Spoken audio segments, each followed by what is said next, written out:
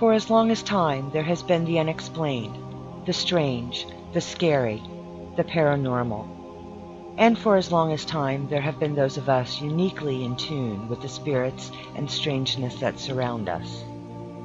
The paranormal does not belong to any one path or religion, because it has always just been. Ghosts, spirits, entities, demons, and things that go bump in the night, the stuff of nightmares and of stories.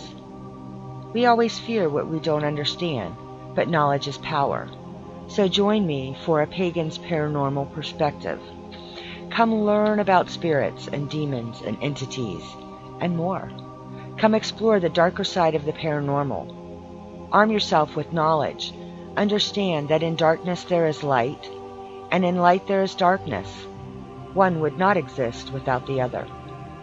My goal is to make you think deeper. Question what you think you know, and hopefully leave with an open mind. So join me on P3, Pagan's Paranormal Perspective, if you dare.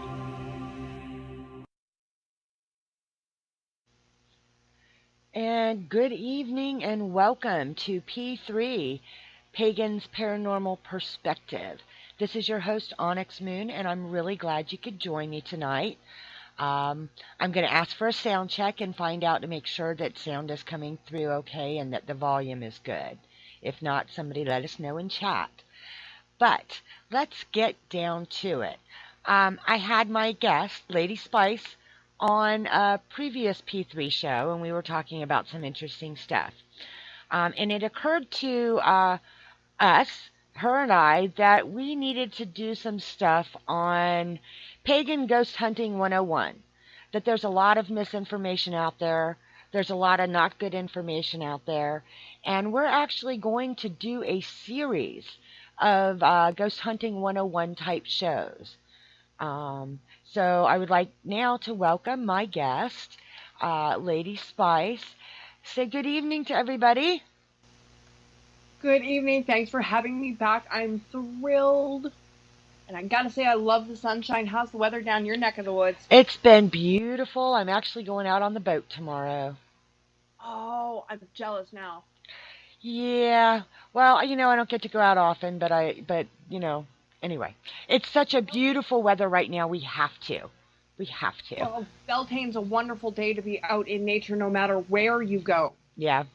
We go down almost to St. Augustine. We have friends, and we go down to Matanzas. And it's got a lot of history, a lot of actually ghost-type activity down there because that's where a lot of the fighting was. We're actually in the inlet of Matanzas, and it's really cool. So if y'all don't know what Matanzas is and St. Augustine, that's something you could look up, and it's really cool. It's beautiful down there. There's like an old fort, and they'll ferry you across to it and everything. It's really cool. Anyway, but that has nothing to do with our show tonight. Visit. Yeah. It's on my bucket list of haunted places to visit. Yeah. Speaking of hauntings, most people don't realize that even going to nearest grocery store, we can encounter spirits and things that have stayed behind. We can walk into a secondhand store and walk out with a new find, and somebody else has previously loved it too. One of my favorite things, if I go into any new town, doesn't matter where I go, the older the place, the better. Like Victoria, BC, ancient, old city.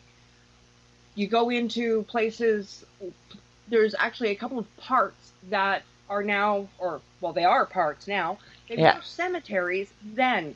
Ross Bay Cemetery is like that. Portions of,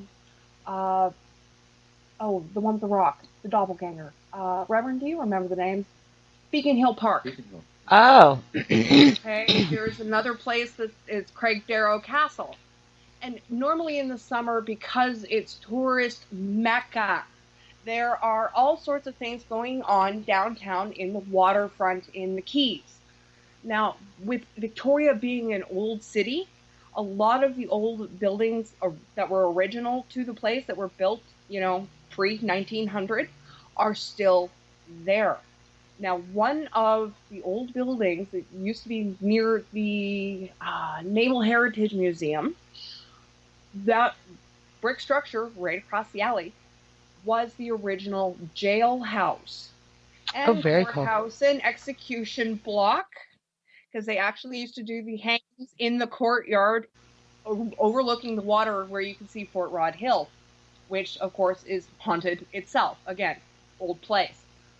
I have always been drawn to places with spirits in them. I have from the time I was a kid. There was a group of us that used to go into the old buildings in this really, really old mining town in the middle of Timbuktu. And if I had known now, or knew then what I knew now, I probably wouldn't have gone into some of the places just simply because they weren't structurally safe. Right. But walking into this alleyway by this former courthouse, I'm not even sure what it is now, there was an icy cold gust of wind on a beautiful summer day. It's in between two very tall brick buildings. Nothing was going to come down that alleyway because there's buildings on either end. There should be no wind. Well, a gentleman I didn't know was standing on the catwalk between the two buildings above this alley. And as I got to this second or third pillar, I could see where this prisoner had died at the hands of a couple of the guards. And we're talking, this is, probably mid-1800s. Wow. Yeah. I didn't know about this story until later. I'm flipping, weeks later, I'm flipping through the channels. And I come across an episode of Creepy Canada. And it's actually, they list off Bastion Square. Wow. I did not know that was who the ghost was. And I mean, he's been seen in chains. He's chased a few people through Bastion Square, even in broad daylight. That's something. Broad daylight, yep, that's something. That's a trip to see them in broad daylight. And he's in the prisoner's stripes and everything. And you can hear the manacles. The shop owners down there hear him often. Really? And it doesn't matter the time of year?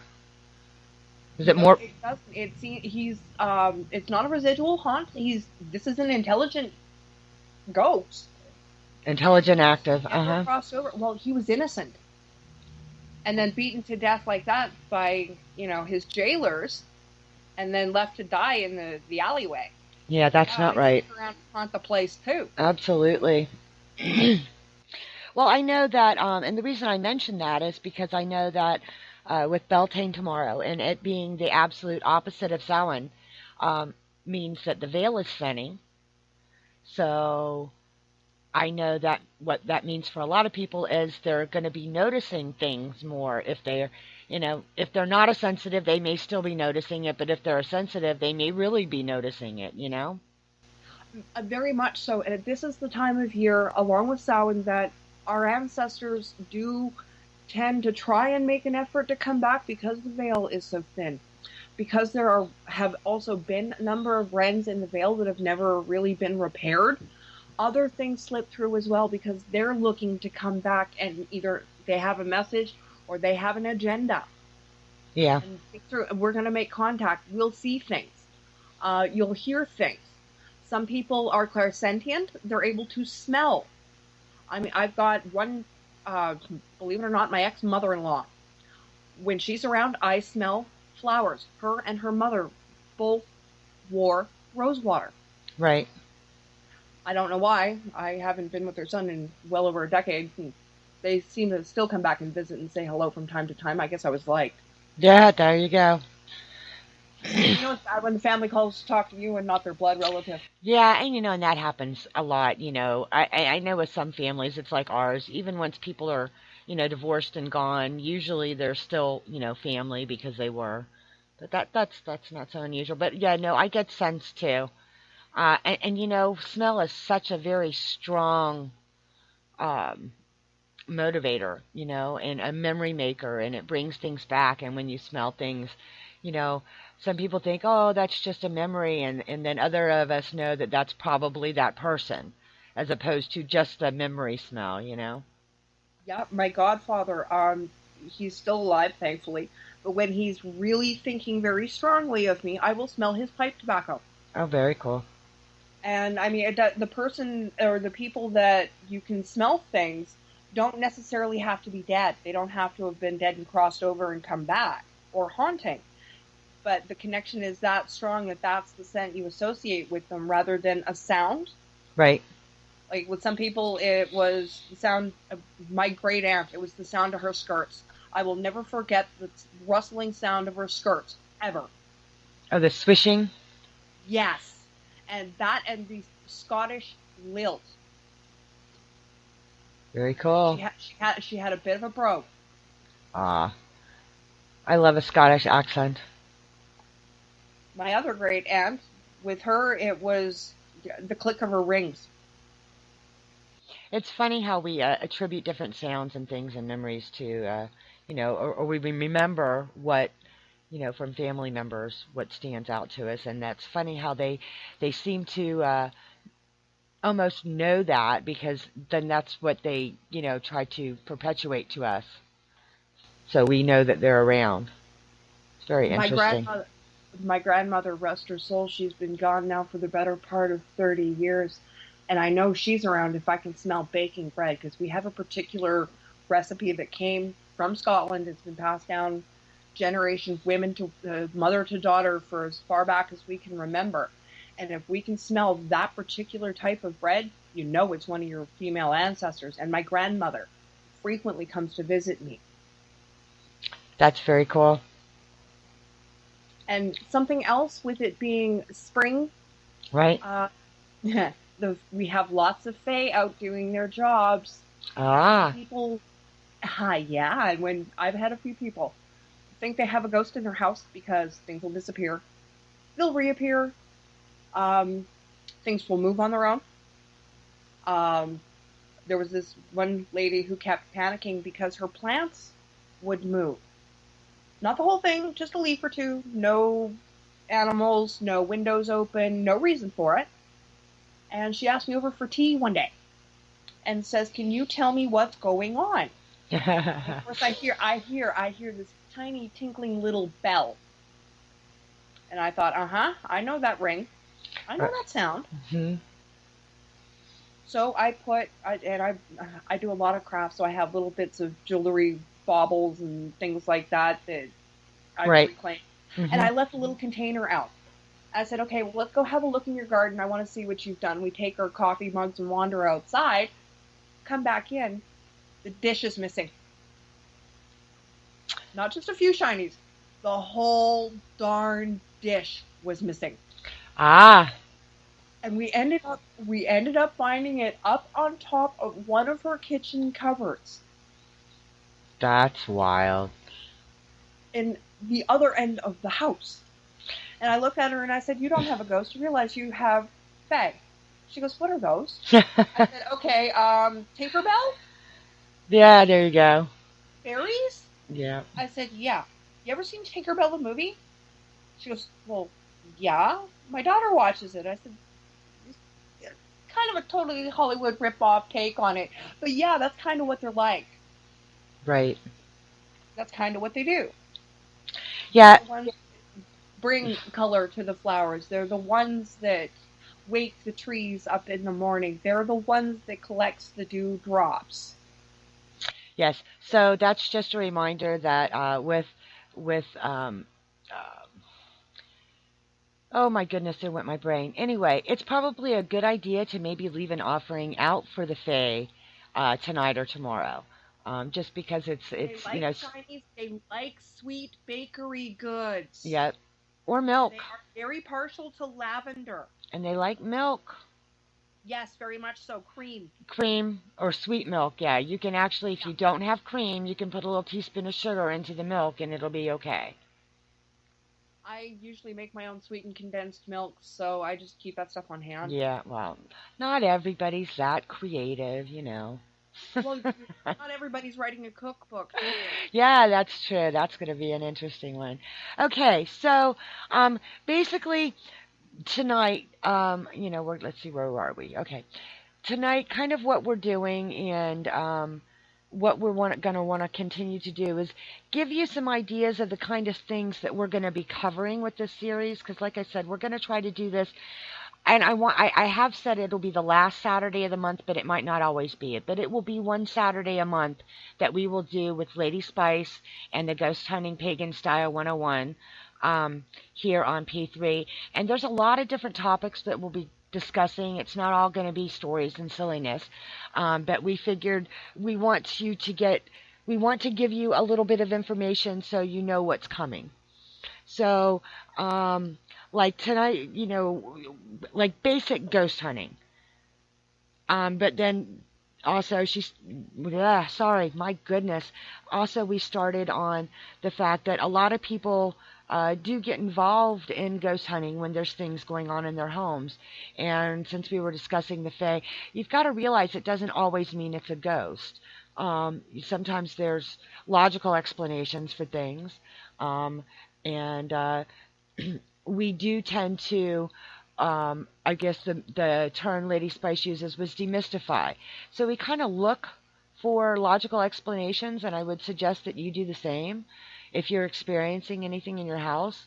And, not like we said, not every ghost is a demon, and not every bump in the night is a ghost. So let's, make sure that there's a little bit of common sense applied.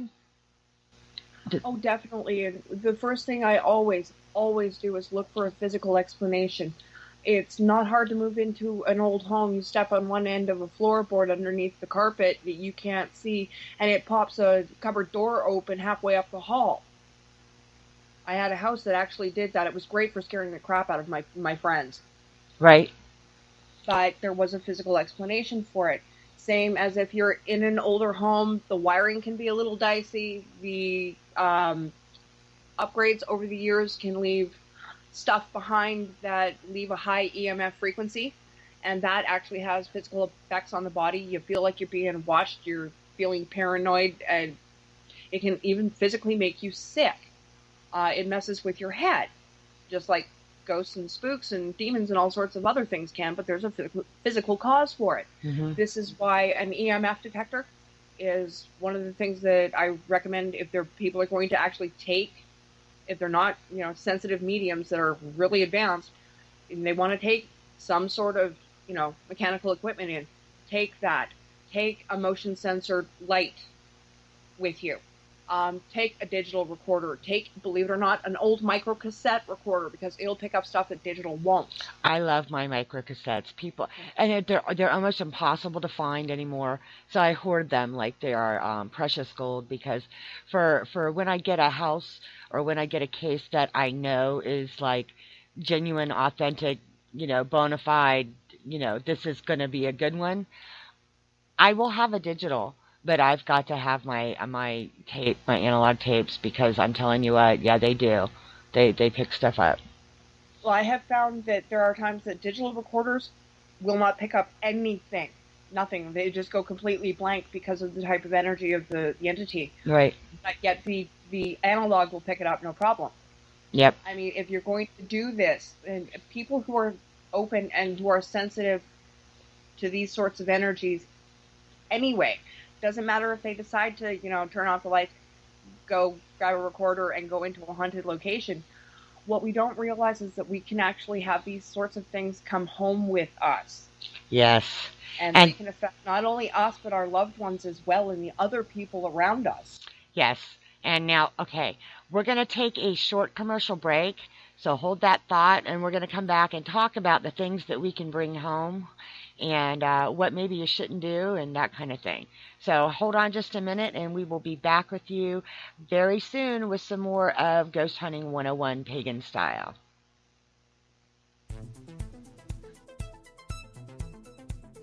Since 2014, the Pagan Business Network has been building resources by bringing together pagan-owned and pagan-friendly businesses. With multiple resources available, it doesn't matter if you're an artisan, musician, vendor, author, publishing company, blogger, podcaster, event planner, or any other organization. We have the resources here to help you succeed. Becoming a member is easy and affordable, even for the smallest of budgets. With your membership, you will get Business Spotlight, which is an article written in an interview style, complete with details and photos. Social media sharing through the Pagan Business Network. A blog roll. A membership card for discounts at participating businesses. You'll also get discounts on tickets to all Pagan Business Network events, and so much more. You can check us out at paganbusinessnetwork.com for more information.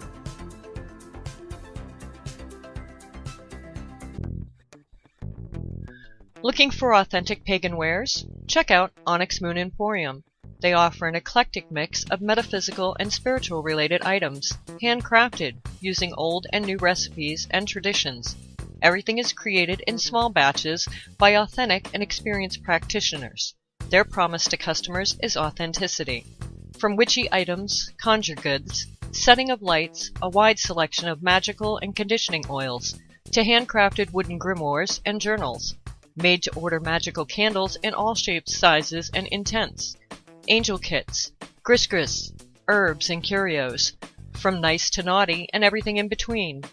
Many items are custom-made, so they are uniquely yours. Special orders are always welcome, and if you have an idea for something that you're not finding, they are happy to work with you. Need an oil not listed? Or a spell you can't find? Looking for that hard-to-find herb or curio? They probably have it or can make it. Visit them at onyxmoonemporium.com or find them on Facebook. Onyx Moon Emporium, from angels to Zen, and everything for your magical life.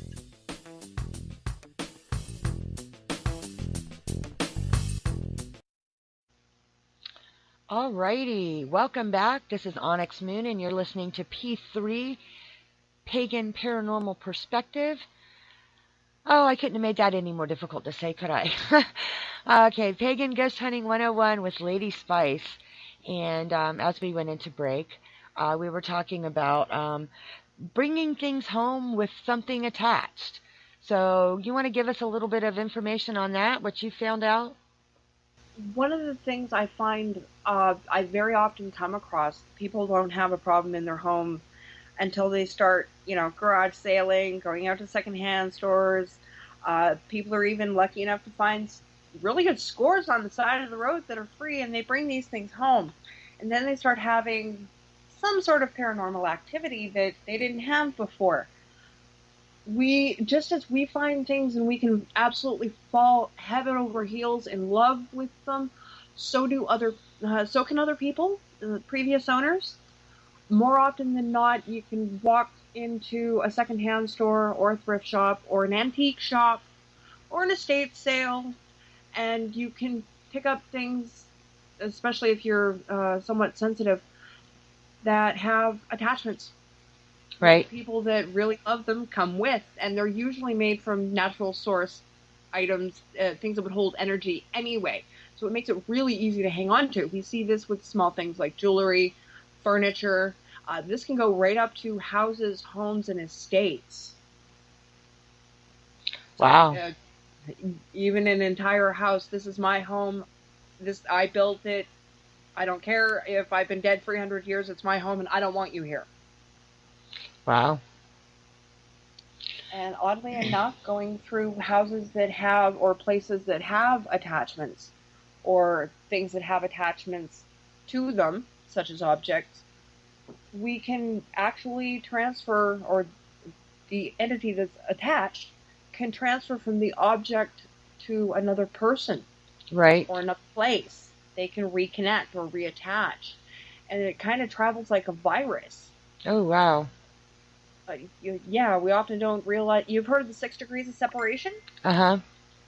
That's really all it takes is, in the course of 6 people, it'll find somewhere to attach. Oh, wow. And it can go through layer after layer, person after person after person. Okay. You'll see that with vampiric type entities, the ones that suck the energy right out of you. Okay. Whether they're fleshy or not. Okay. They'll go from pillar to post, victim to victim. Oh, wow. Now, I know that we've discussed this a little bit, but what have you found about, like, what kinds of items are more likely? I find, believe it or not, I've most often myself come across furniture, jewelry boxes. Okay. Jewelry especially because we are so attracted to our shinies. We do love our belongings. One years ago had come across a beautiful, beautiful ivory cameo, and it was definitely antique. I brought it home, and I started having nightmares about this pinch-faced old woman. Oh. Well, I ended up being able to track down where it had come from because of the inscription that was on the back. And I was describing her great-great-grandmother. Apparently, they got rid of it because if anybody opened this particular box or wore that piece of jewelry, this is the same sort of attack that they would have, and they wouldn't be able to sleep. They'd have to get rid of it. Wow. Couldn't even keep it in the house. A friend of mine we had gone antiquing and had gone into a place around here called Whippletree Junction, and there was an antique shop there for a long, long time. And there was this beautiful red leather and oak chair. And it was just absolutely gorgeous. It's one of those, I could have put it in front of my fireplace and gladly kicked my heels up onto the hearth. Wow. I told my friend, no, don't sit in it. He did. Uh-oh. Within days, he was deathly ill. Oh. Nobody that has ever sat in that chair has remained healthy. That's not nice. That's not a nice chair. These are the sorts of things that we come across. And if you go and do any kind of research into haunted objects, you'll find them the world over. There's a particular chair at a pub in England that nobody sits in, because if they sit in it, they die. So it's actually hung up on the wall. Oh, yeah, no, I wouldn't be sitting in that either.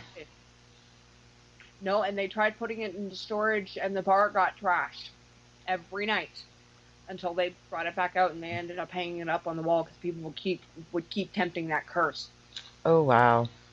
And keep in mind, cursed objects are not the same as haunted objects. No. And it's not the same as the stuff that people are selling, saying they're haunted objects. That's going to be one of my epic rants one of these days here. Oh, yeah, 999 times out of 100,000, or 99, yeah. Yeah, I know what you mean. One out of 1,000 are legit. Yeah. I mean, the only reason I even came across the Dybbuk box, because I saw it for sale on eBay, and I heard some of the stories that went along with it and didn't believe it until I contacted the original seller. Right. Yeah, no, there are. His mother. Go ahead, I'm sorry. The one whose mother dropped dead of a stroke as soon as she opened it. Right. Or, dropped of a stroke almost near dead as she opened it. Yep. I mean, I understand that there are haunted objects, and, I used to love to watch that Warehouse 13 or whatever it was. Because, it can be scary stuff, and there's stuff, and it's generally, I don't want to say naturally occurring, but you know what I mean. It's not like somebody is taking this $2 ring that they got off of eBay, and they're saying they're putting a unicorn fairy succubus in this ring, and then they're selling it for some ridiculous price. That's kind of one of my pet peeves. I hate that. People that can actually do that don't advertise it. Right. They're not going to be selling it on eBay. They're not going to be selling it on Facebook. They're not going to be selling it on social media, Etsy. If they could actually put a spirit into a vessel, yeah, buddy, that's going to stay my deep, dark secret. I'm not sure, Now, that's not to say things cannot be spell cast or enchanted. The legitimate sellers that I've seen take the still $2 China ring, but they're putting spell work into it, or they're enchanting them. They're giving them they're spelling it for protection or spelling it for prosperity. That's different than what I'm talking. I'm not talking about those people. Those people, for the most part, a lot of those. So there's probably going to be fakes there too, but some of them are genuinely doing the work and giving you something that is a talisman type of thing. And I am not dissing those people in any way, shape, or form. So please, if you are one of those that enchants items, that is not what I'm talking about. That is so not what I'm talking about. I'm talking about the ones that are saying, yes, I have a unicorn succubus that's going to do your bidding. No, please, And really. you're preaching at the choir, because I make a lot of my own charms. I do enchanted objects. I do enchanted jewelry. I Absolutely. do my own wards. I do them for myself. I do them for my friends and family. I do them for my clients. Yep. Yes, I charge for them. No, I'm not claiming there's something they're not, and I certainly don't make insane amounts of money doing it, because that's not why we do this. And if somebody's charging you an arm and a leg, you better be asking yourself why. Yep. Take the money and run kind of thing, and that's the bad part. A lot of the gifted people out there that do this stuff, especially if they're doing any kind of wards and things like that, we do it because we genuinely want to help. And yes, our time and our effort and our energy is worth something, but it is not these astronomical fees that people are charging. No, I mean, I've seen stuff that I produce something similar. I've seen a new ager selling it for $300. I charge $30. Exactly. It's just enough cover my time a little bit, cost of materials, shipping, or whatever ingredients I've used, and a little something for me. Just so I can, maybe go buy more stuff to make. You know what I mean? It's just anything that I make, because of the way that I was raised, you always pay a percentage of it forward, and you give it to somebody who needs it worse than you do. And frequently I do things, and I hate charging people, but I've also found that not charging a little something for that kind of work, they don't value it as much. So if they give you a little something in exchange, if they can't afford much, that's fine. Give me something of... I'm willing to barter and trade. Exactly. That's how I've got some of my herbs. Yep. And that's good. Okay, now we're a little bit off topic, but that's okay. That was important to me because they're talking about going into... I love thrift stores. I love thrifting. I've been very, very fortunate, but I am a sensitive. So there's plenty of times that I have carried an item through my entire shopping experience at the store, and before I get to the cash register, I have set it back down. Because as much as it drew me to it, I knew it was not for me to take home. I like haunted stuff. I'm a spook magnet. We've just talked about this before. But there's things I'm not willing to put my family at risk for. So I am always very cautious. But yet there have been things that I knew had some sort of attachment, but it wasn't like, how do I put it? It was more of a residual. Yep.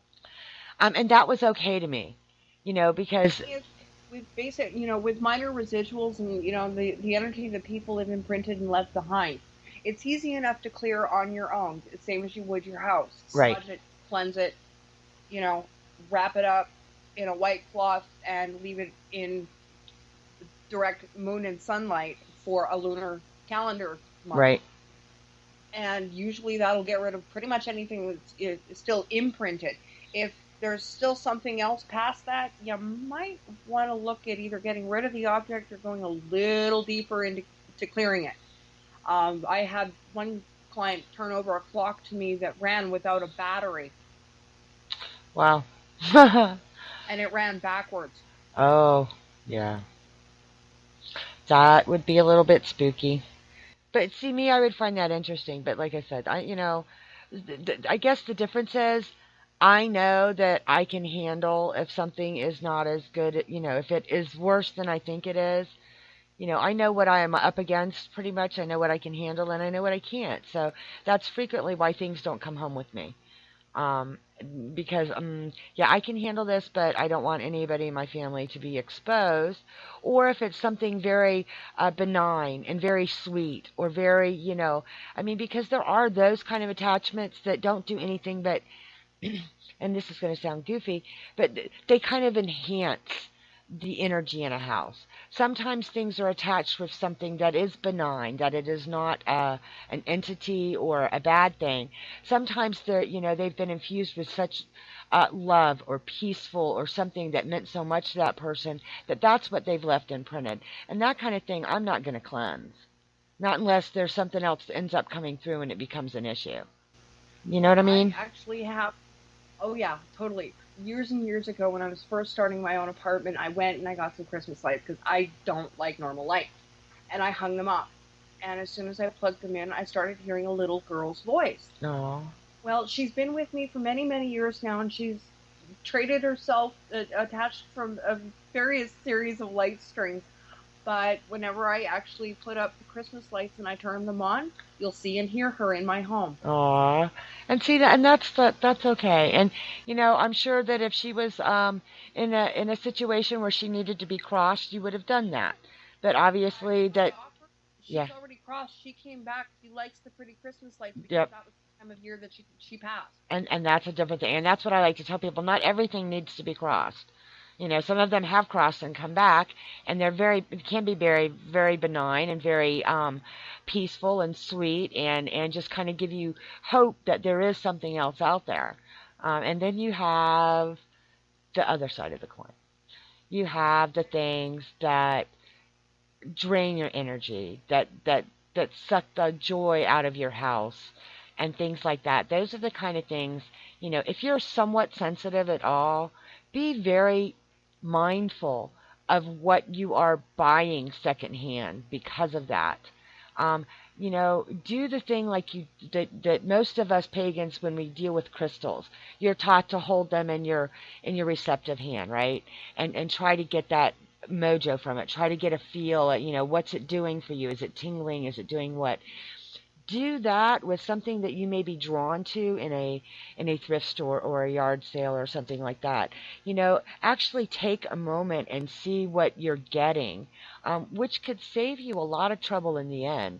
Because if you focus on what you're holding to find out, what kind of undertones are you getting, what kind of information are you getting, you can save yourself a lot of trouble from bringing something home that is out to cause you grief.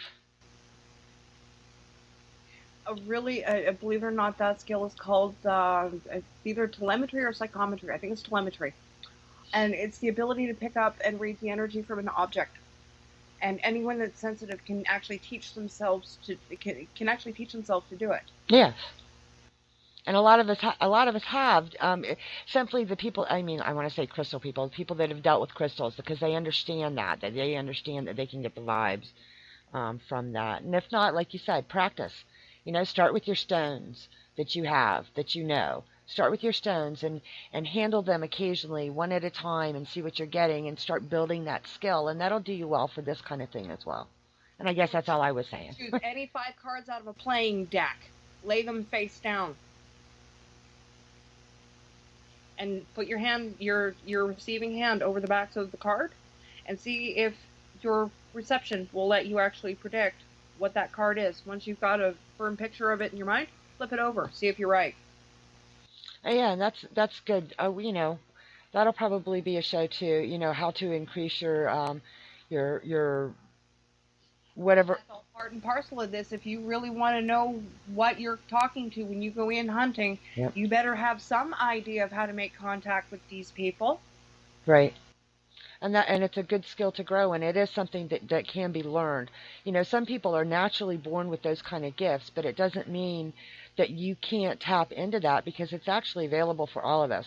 Some people are just stronger in certain areas than others. So just because you don't think that you're sensitive doesn't mean you can't learn to become one, or become sensitive enough to know when you're either going to be over your head and you need help, or you need to, turn around and walk away.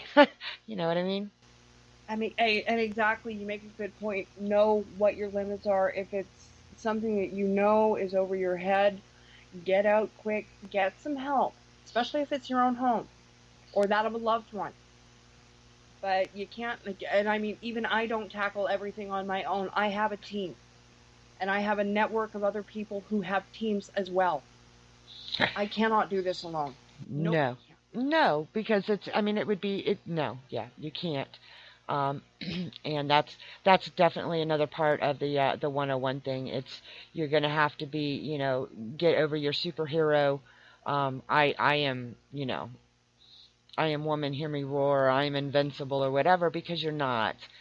Even I would not go someplace that I felt was legitimate strictly by myself, because I am not all that in a bag of chips. I understand a lot because I observe, but I also have people around that are, everybody has their skill, and you find people based on their skill, and you make that into a cohesive unit.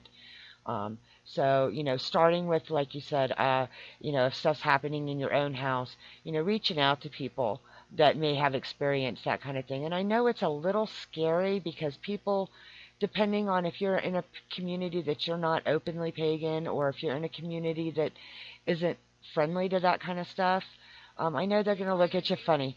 Exactly. So, start online and start with people that understand this, because we may have contacts in an area where you are.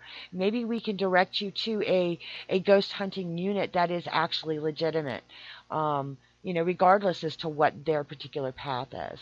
But anyway, okay, I'm like over talking right now because we are at our second commercial break. So we are going to stop here for just a second, but don't go anywhere. We've got a few more things to share with you this evening, and I hope you're having fun and learning something. And bear in mind, this is just a teaser show, folks. We're going to get into the nitty-gritty and the down and dirty with these topics on our future shows. We just want to give you a taste of the kind of information that we're going to share with you, because it's serious stuff. Yeah, we're going to have fun with it, but there's a lot of times that we're going to break down and be serious, and you need to listen. So anyway, we'll be right back after these commercial breaks. Stick around for some words from our sponsors.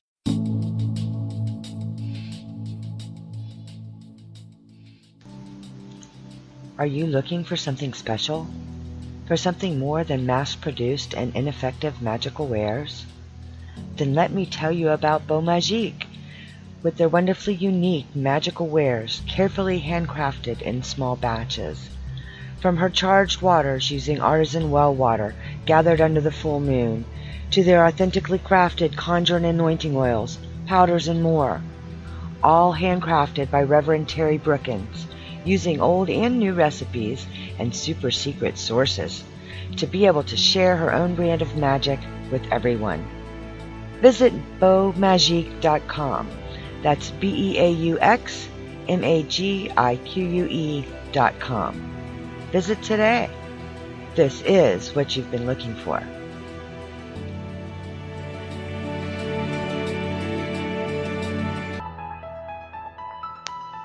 Are you ready to have some fun? Then come and check out Raven's Shadow Crafts, home of the Poppet with a Pocket. These unique handmade poppets come ready to go, pre-stuffed with herbs and in colors designed for your intent. They also have a pocket on the back to add any herb, stone, or personal item you want to make this poppet complete. Just charge and it's ready to go. Other handmade items are gree-gree bags, goddess symbols, mini skull magnets, and more. So check them out on Facebook at Raven's Shadow Crafts. Park your broom and stay a spell. That's www.facebook.com/Ravens Shadow Crafts. We'll see you there. Hello and welcome back to P3. You are here tonight with Onyx Moon, me, your host, and my special guest, Lady Kimberly Spice, and we are talking Pagan Ghost Hunting 101. And we're having a lot of fun with this. But Lady Spice has a few little tidbits that she wants to share with you. So be sure to listen. Go ahead.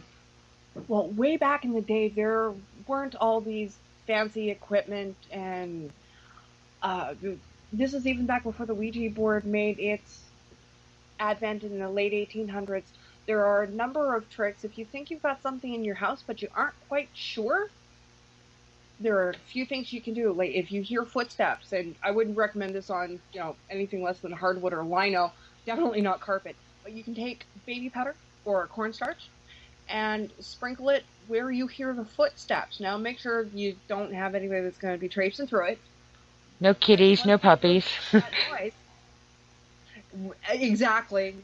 Nothing's going to trace through it. So if you've got pets, put them in their crates for the night, or put them in their bedroom, and lay down just a thin layer. Doesn't have to be a whole lot, because you got to clean this up afterwards. Keep that in mind, folks. Cornstarch works so much better than baby powder. Well, easier to sweep, yes. Exactly. Easier to clean up with a damp broom. And sprinkle it down. Listen for the footsteps. And guarantee you, if you hear them, go up there. you're probably going to see little ghosty footsteps through the baby powder. Or the cornstarch. Another wonderful trick that I love to use, especially if there's child spirits, are trigger objects. And you can do this even with adult spirits. You need something that's going to be relevant to them. So if you've got a kid, take a ball, take a teddy bear, take a doll, something. I have a trick for putting it on a sheet of paper and drawing a circle exactly around where the object is. We'll go off and do our thing, come back and see if the object has moved. Again, keeping it away from the four-legged furries or anything else that would actually, keep your control area clean, so you don't have, because you don't want to come back and the cat's drug it halfway across the room and then you're freaking out, So, you got to make sure you put these in places where they're not likely to be touched by anybody else in the house or that kind of thing. So you have a control. So you have a baseline, I guess. So you know that there's nothing else in there and blah, blah, blah. But anyway. Exactly. And I mean, you need to some degree, keep the area what we like to call clean. Exactly. No furries. Keep your pets, your little ones away from where you're working. And I mean, this should pretty much go for just about anything we're doing. Yes. Keep little ones, safely tucked away. Keep the vulnerable out of harm's way. Yes, please. It also allows you, when I go into a home, I do what's called a cold read. I don't want to know anything, nothing about the place or the problems. I'll go in with my team members and we'll start taking notes. And that's, once I've gotten that first read, and I mean, the people aren't there, their animals aren't there, their kids aren't there. There's myself, my team, that's it. We have the keys, we lock the doors, nobody gets in or out if we don't let them in or out. It's the only way to keep it sterile. Yep. So you know what you're dealing with and that there isn't, a four-legged explanation that you're going to have to do DNA tests on the kitty hair to discover who it is in the first place. Right. When you go into any place to go on a hunt, always do your absolute utmost to make sure that you cut down the outside influences. So if there are, heavy curtains, close them. You don't want outside light, or because more often than not, lights of cars or other things going by will throw it off, and sometimes it makes it hard to test unless you've got somebody driving around the block with a car.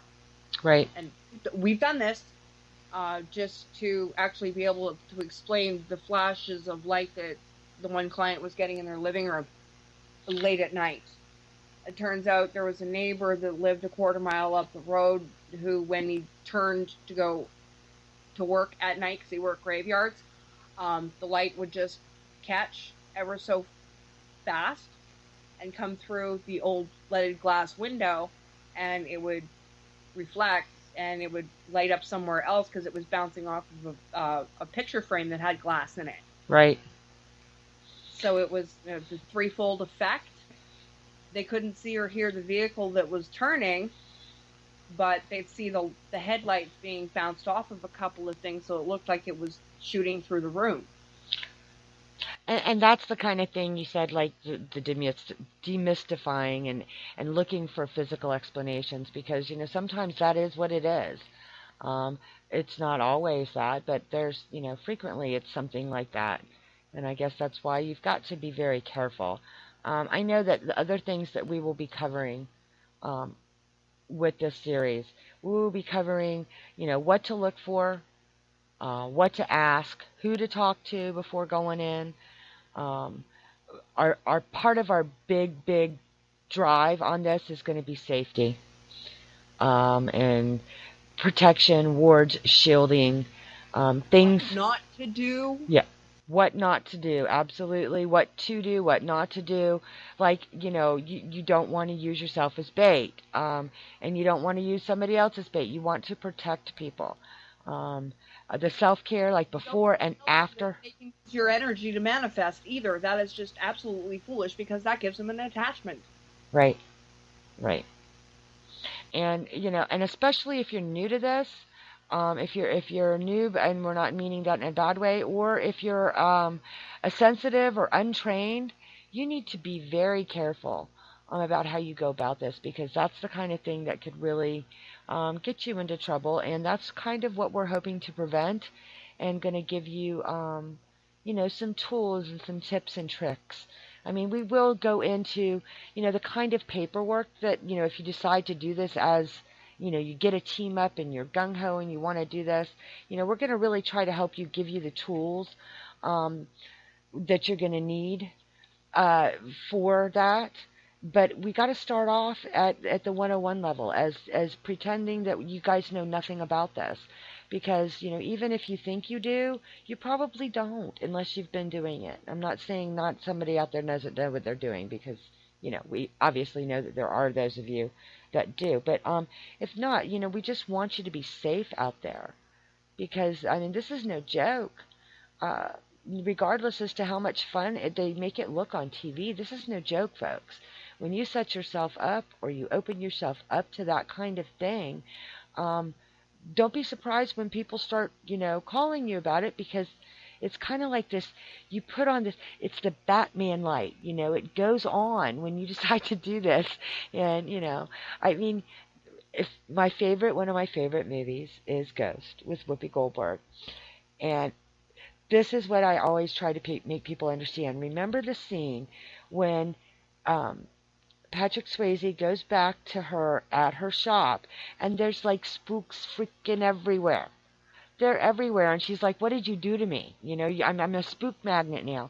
And that is kind of, yes, they do know, and that's what happens. So once you decide to open yourself up to that, you got to be prepared to handle it, because that's kind of what happens. Okay, granted, that was Hollywood, but it's not completely, it wasn't complete fantasy.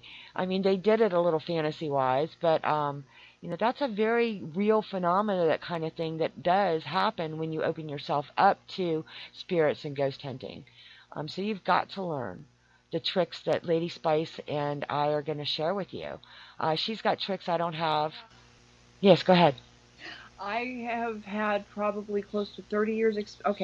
When as far back as I can remember, I have seen and heard spirits. I grew up for the first 4 years of my life right next to an old cemetery in an old part of the Lower Mainland.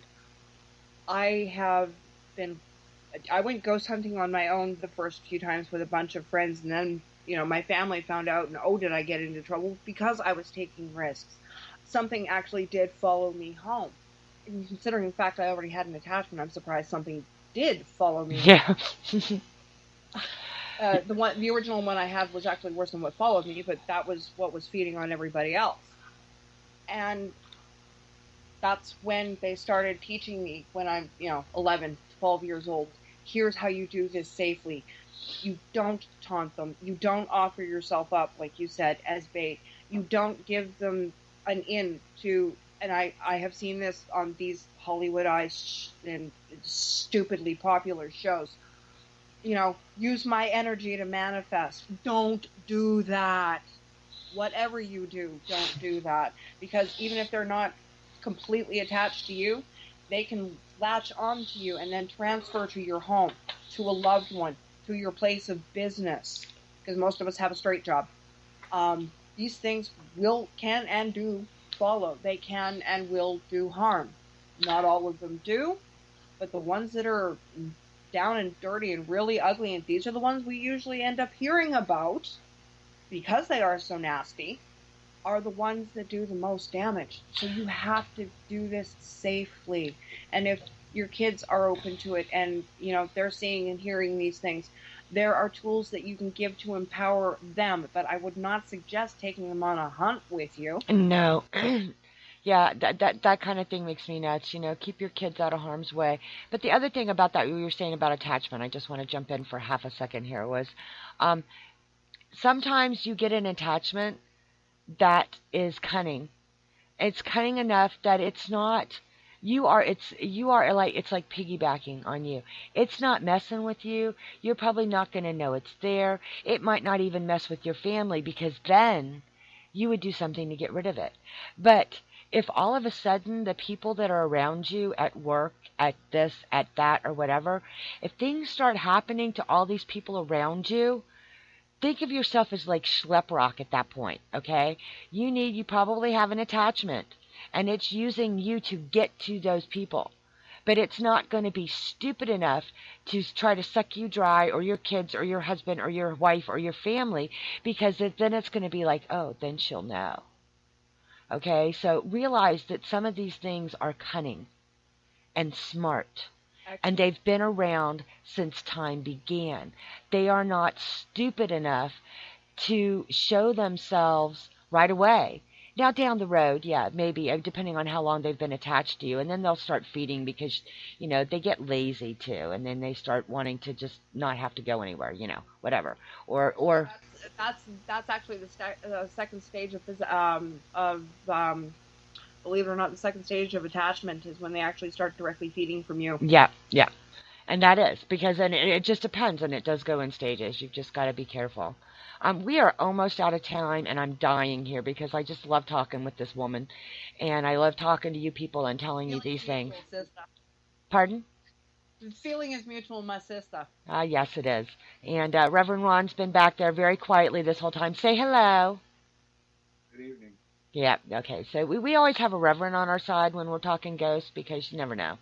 I tell you what, the other night I was talking ghosts, and I had some, mess in my room, and I was like, no. Anyway, okay, sorry. All right, now listen up. So this is going to be archived on YouTube very soon, and of course I will paste it. I will paste it everywhere.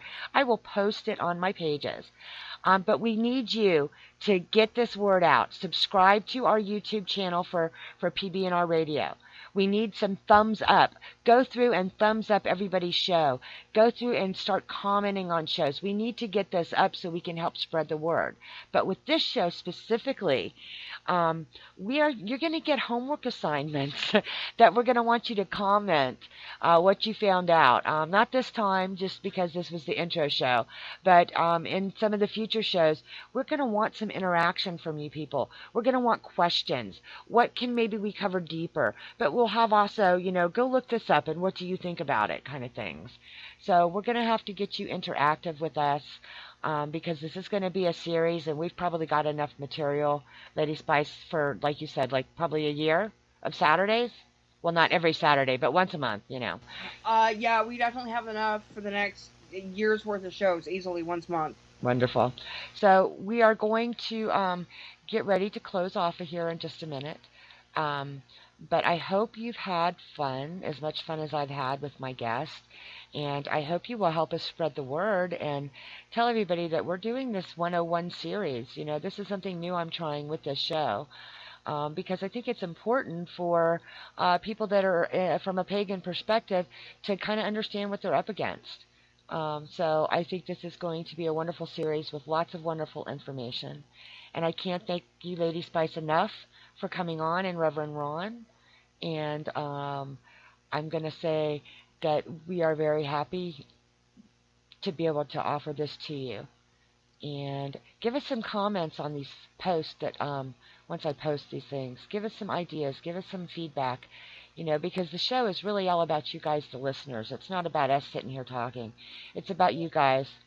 We have a ton of information. Tell us what you want to know, folks. It makes it easier for us, trust me. Yes, it does. Absolutely. All right. We are almost there, and it's going to kick me off at 9 o'clock, so I am going to say good night from P3 and Lady Spice and me, Onyx Moon, your host. Have a wonderful rest of your weekend, a blessed Beltane, and we'll see you soon.